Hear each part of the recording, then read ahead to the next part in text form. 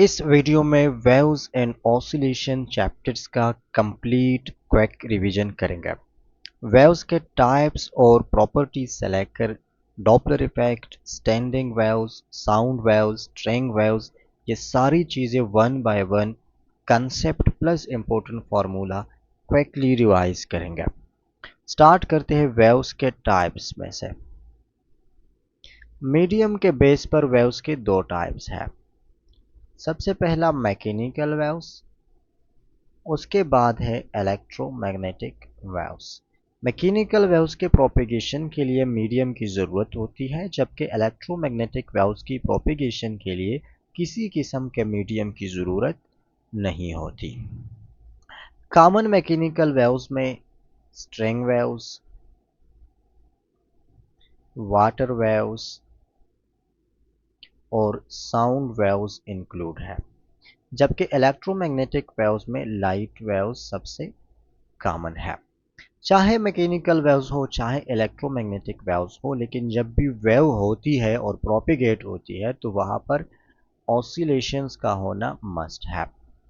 कोई ना कोई चीज़ ऑसिलेट करेगी तब वेव प्रोड्यूस होगी और प्रोपिगेट होगी, अदरवाइज वेव्स की ना प्रोडक्शन पॉसिबल है ना उनकी प्रोपिगेशन पॉसिबल है।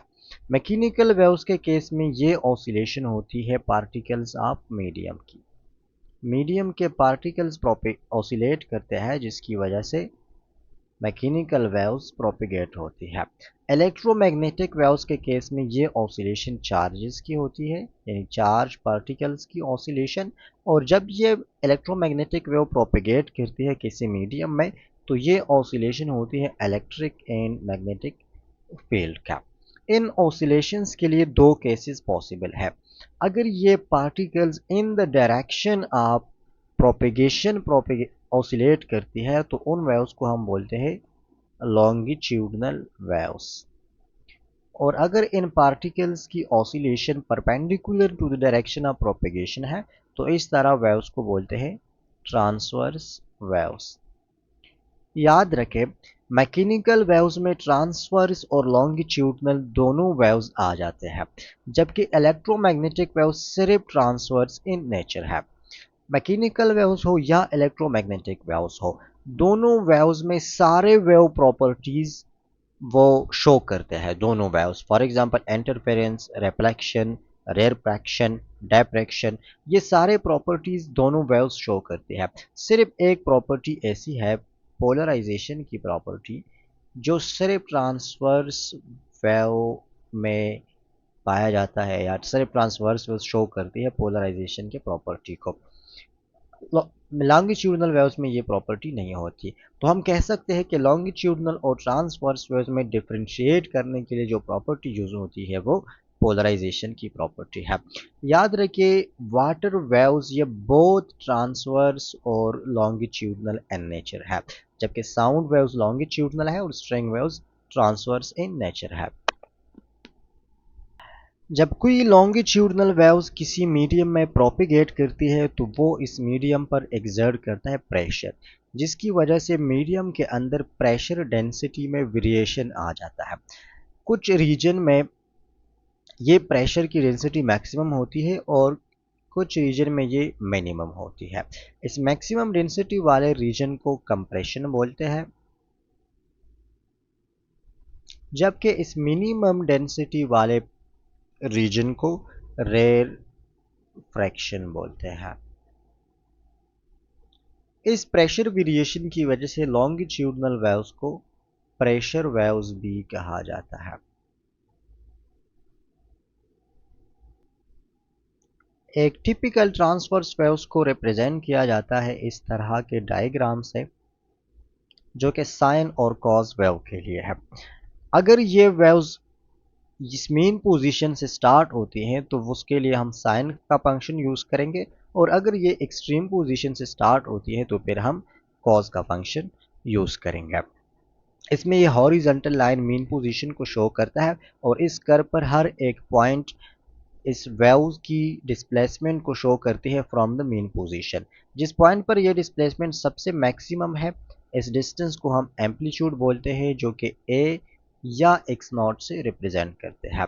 समटाइम्स क्वेश्चन में पूछा जाता है कि किसी स्पेसिफिक पॉइंट पर इन वेव्स की या इन ऑसिलेटिंग बॉडी की डिस्प्लेसमेंट को फाइंड कर लीजिए फ्रॉम द मीन पोजीशन। तो उसके लिए हम फार्मूला यूज करेंगे एक्स ऑफ टी यानी displacement in a specific time equal होता है amplitude into sine omega T. इसमें ओमेगा एंगुलर फ्रीक्वेंसी है और टी वो टाइम है जिस पर हमने इस ऑसिलेटिंग बॉडी की डिस्प्लेसमेंट फाइंड करनी है या distance from the mean position find करना है। ओमेगा की वैल्यू अगर डायरेक्टली गिवन हो तो बहुत अच्छा, अगर नहीं गिवन तो हम इसको फाइंड कर सकते हैं एंगुलर फ्रीक्वेंसी से by using omega is equal to 2 pi F, और टाइम पीरियड से भी हम फाइंड कर सकते हैं by using 2 pi divide by T. Waves के लिए एक और इम्पोर्टेंट फार्मूला फेज डिफरेंस और पाथ डिफरेंस की रिलेशंस है। Phase difference del pi divide by 2 pi is equal to path difference del X divided by lambda. इसमें lambda wavelength है जबकि पाई फेज डिफरेंस को रिप्रेजेंट करती है डेल पाई। दो क्वांटिटीज आपको गिवन होगी, पाथ डिफरेंस और लैम्डा फॉर एग्जांपल, और आपको फेज डिफरेंस फाइंड करना है तो ये फार्मूला यूज करेंगे। या पाथ डिफरेंस और फेज डिफरेंस गिवन है और आपको वेवलेंथ फाइंड करना है तो भी ये फार्मूला यूज करके आप इसको फाइंड आउट कर सकते हैं।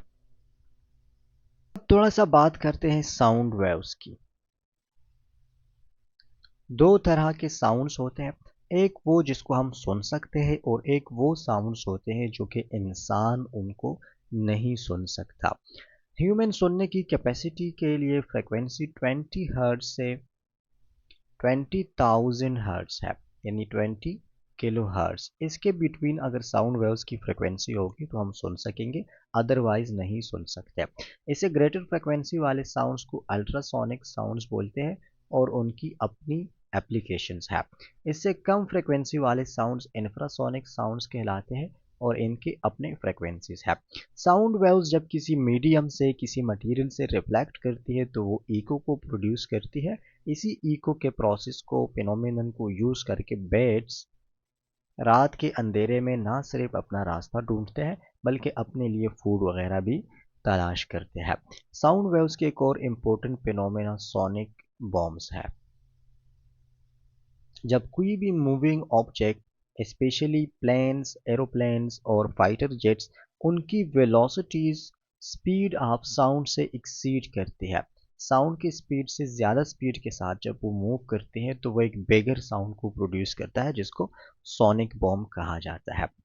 स्पीड ऑफ साउंड सिर्फ और सिर्फ मीडियम पर डिपेंड करता है, इसके अलावा किसी चीज़ पर डिपेंड नहीं करता। स्पेशली अक्सर क्वेश्चन में पूछा जाता है कि स्पीड ऑफ साउंड किस चीज़ पर डिपेंड नहीं करता, तो वो प्रेशर पर डिपेंड नहीं करता।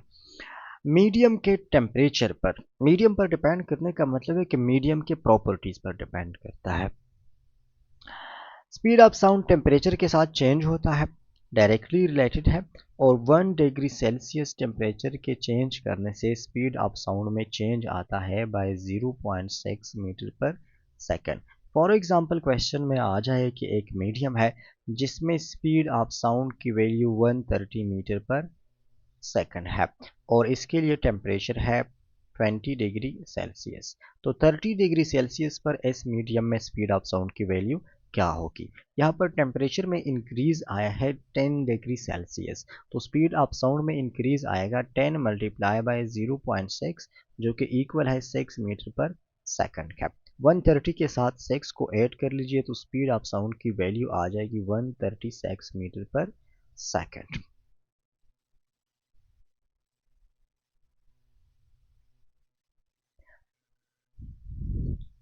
जब दो sound waves slightly different frequencies के साथ एक डायरेक्शन में मूव करती है और वो किसी स्पेसिफिक पॉइंट पर इंटरफेयर करती है तो वहाँ पर बीट्स की फिनोमेनन प्रोड्यूस होती है।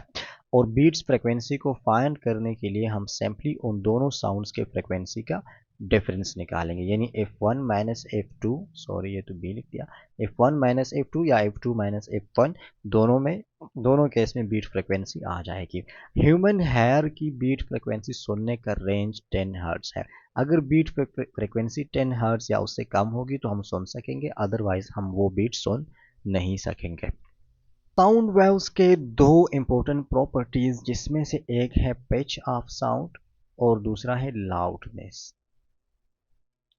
पिच ऑफ साउंड रिलेटेड है फ्रीक्वेंसीज के साथ। अगर फ्रीक्वेंसी ज़्यादा होगी तो पिच ज़्यादा होगा, फ्रीक्वेंसी कम होगी तो पिच कम होगी। और लाउडनेस रिलेटेड है एम्पलीट्यूड के साथ। जिस साउंड की एम्पलीट्यूड ज़्यादा तो उसकी लाउडनेस ज़्यादा, और जिसकी एम्पलीट्यूड कम तो उसका लाउडनेस कम, या वाइस वर्सा भी आ सकता है। इस चैप्टर का एक इम्पोर्टेंट टॉपिक स्ट्रिंग वेव्स का है। स्ट्रिंग के ऊपर जो वेव्स फॉर्म करती है उसको हम स्ट्रिंग वेव्स बोलते हैं। ये वेव्स ट्रांसवर्स इन नेचर होते हैं और इनकी स्पीड का फार्मूला है v is equal to under the root tension in the string divided by mass per unit length, जिसको हम म्यू से रिप्रेजेंट करते हैं। Mu is equal to mass per unit length. तो अगर म्यू की जगह पर आप m बाय एल पुट करें तो ये फार्मूला बन जाएगा velocity is equal to tension multiply by length divided by mass. यहाँ से दो इंपॉर्टेंट केसेस बन जाते हैं। सबसे पहला केस कि स्ट्रिंग वेव्स की स्पीड डायरेक्टली रिलेटेड है to the square root of tension. दूसरा केस बन जाता है कि स्ट्रिंग वेव्स की speed is directly related to the square root of length. अगर स्ट्रिंग की लेंथ को हम 4 टाइम्स इंक्रीज करते हैं तो उसकी वेलोसिटी 2 टाइम्स इंक्रीज होगी। अगर इसको हम 2 टाइम्स डिक्रीज करते हैं तो स्ट्रिंग वेव्स की velocity under the root 2 times decrease होगी। और इसी तरह भी टेंशन इन स्ट्रिंग के साथ भी इसका रिलेशन है। Next important topic S H M का है, यानी कि सिंपल हार्मोनिक मोशन। वो वाइब्रेटरी या ऑसिलेटरी मोशन जिसमें acceleration directly related displacement from mean position, लेकिन दोनों अपोजिट डायरेक्शन में हो, तो उस तरह के मोशन को हम सिंपल हार्मोनिक मोशन बोलते हैं। बुक में इसके 3 एग्जाम्पल गिवन है। सबसे पहला है सिंपल पेंडुलम।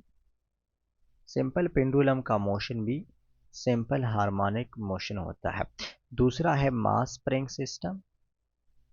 जब एक मास किसी स्प्रिंग के साथ अटैच्ड हो और वो along the mean position vibrate करता हो तो उसको वो भी सिंपल हार्मोनिक मोशन होता है। और तीसरा है यूनिफॉर्म सर्कुलर मोशन, यानी UCM। जब एक बॉडी यूनिफॉर्म मोशन के साथ, यूनिफॉर्म वेलोसिटी के साथ सर्कुलर पाथ में मूव करती है तो इस ऑब्जेक्ट की प्रोजेक्शन वो इसके अलोंग द डायमीटर होती है और सेंटर ऑफ द सर्कल के दोनों साइड्स पर वाइब्रेट करती है, और ये भी प्रोड्यूस करता है यूनिफॉर्म सर्कुलर मोशन को।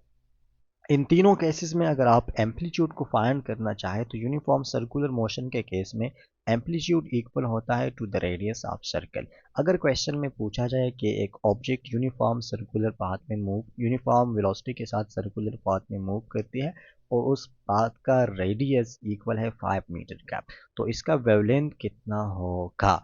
अब हमें पता है कि एम्पलीट्यूड इक्वल टू रेडियस है और रेडियस 5 मीटर है, तो amplitude is equal to 5 metre. और रिसेंटली हमने स्टडी किया कि lambda is equal to 4 times of amplitude, तो यहाँ पर लेमडा इक्वल हो जाएगा 20 मीटर का।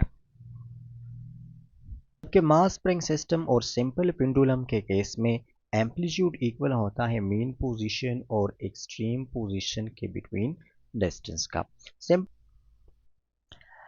सिंपल पेंडुलम का टाइम पीरियड होता है t is equal to 2 pi under the root l by g, जो कि लेंथ ऑफ द पेंडुलम और g के वैल्यू पर डिपेंड करता है। लेंथ के साथ डायरेक्टली रिलेटेड है उसके स्क्वायर रूट के साथ। अगर पेंडुलम के लेंथ को 16 टाइम्स इंक्रीज करते हैं तो उसका टाइम पीरियड 4 टाइम्स इंक्रीज होगा एंड वाइस वर्सा। यहाँ पर की कोई मास का जिक्र नहीं है तो time period of simple pendulum mass पे डिपेंड नहीं करता। अगर दो पेंडुलम से एक में जो बोब अटैच्ड है वो 1 किलोग्राम का है और दूसरा 1000 किलोग्राम का है, लेकिन दोनों सेम पोजीशन पर है अर्थ से और दोनों के लिए जो लेंथ है वो भी इक्वल है, तो टाइम पीरियड दोनों के लिए इक्वल होगा।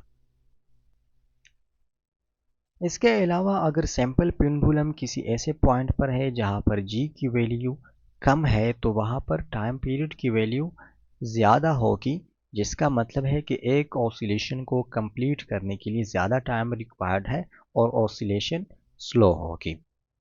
मास स्प्रिंग सिस्टम के लिए टाइम पीरियड की वैल्यू होती है t is equal to 2 pi into under the root m divided by okay, याद रखिए मास स्प्रिंग सिस्टम का टाइम पीरियड मास पर भी डिपेंड करता है और स्प्रिंग कांस्टेंट पर भी डिपेंड करता है। मास के साथ डायरेक्टली रिलेटेड है जबकि स्प्रिंग कांस्टेंट के साथ इनवर्सली रिलेटेड है। इन फार्मूलाज की यूज़ करके आप न्यूमेरिकल टाइप क्वेश्चंस भी पूछे जा सकते हैं और कंसेप्चुअल यानी टेक्निकल क्वेश्चन भी पूछे जा सकते हैं। जिस तरह अगर मास स्प्रिंग सिस्टम में हम मास को 16 टाइम्स इंक्रीज करें तो टाइम पीरियड की वैल्यू क्या होगी, वो 4 टाइम्स इंक्रीज होगा। या दो मासेस हैं, एक 4 kg है और एक 16 kg है, सेम स्प्रिंग के साथ अटैच्ड है, तो दोनों की टाइम पीरियड का रेशो क्या होगा। तो आप 16 वाले 16 वाले मास की टाइम पीरियड 4 टाइम्स टी आएगी और 4 वाले की 2 आएगी, तो 4 divide by 2 is equal to 1:2 आ जाएगा। इस चैप्टर का last important topic Doppler effect का है।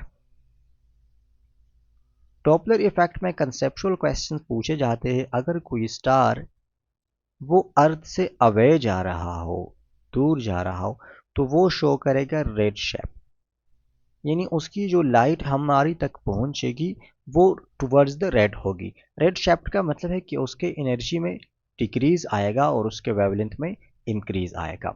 इस तरह अगर कोई स्टार है जो अर्थ की तरफ आ रहा है, टुवर्ड्स द अर्थ या हमारी तरफ करीब आ रहा है, तो वो शो करेगा ब्लू शेप्ड। ब्लू शेप्ड का मतलब है कि उसके एनर्जी में इंक्रीज आएगा और वेवलेंथ में डिक्रीज आएगा। क्वेश्चन में आ सकता है कि एक स्टार है जिसकी लाइट को आज ऑब्जर्व किया गया, तो वो उसकी वेवलेंथ फॉर एग्जांपल 514 नैनोमीटर थी, लेकिन एक साल बाद ऑब्जर्व किया गया तो उसकी वेवलेंथ में इंक्रीज आई थी। आप बताएं ये स्टार हमारे करीब आ रहा है या दूर जा रहा है। अगर वेवलेंथ में इंक्रीज आ रहा है इसका मतलब है कि इसकी एनर्जी कम हो रही है, उसकी कम एनर्जी हमारे तक पहुंच रही है, जिसका मतलब है कि ये स्टार हमसे अवे जा रहा है एंड वाइस वर्सा। इसके फार्मूला को मैं स्किप करता हूँ क्योंकि वो आप बुक से आसानी से देख सकते हैं।